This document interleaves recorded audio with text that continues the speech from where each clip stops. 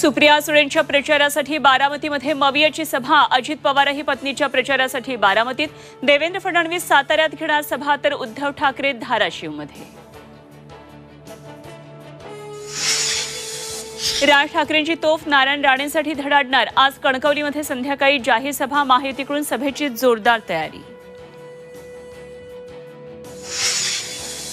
नाशिकची जागा भाजपला न मिळाल्यानं कार्यकर्त्यांमध्ये नाराजी, भाजपच्या अनिल जाधवांची बंडखोरी, महायुतीच्या बैठकीलाही दांडी।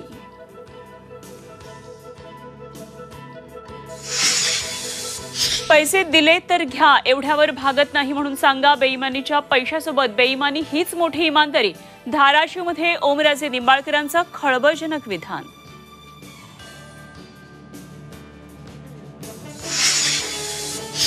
केंद्र सरकारनं कांद्यावरील निर्यात बंदी उठवली, मेट्रिक टनाला $550 किमान निर्यात मूल्य, सरकारकडून कुठलेही स्पष्टीकरण नसल्यानं व्यापारी वर्गात संभ्रम।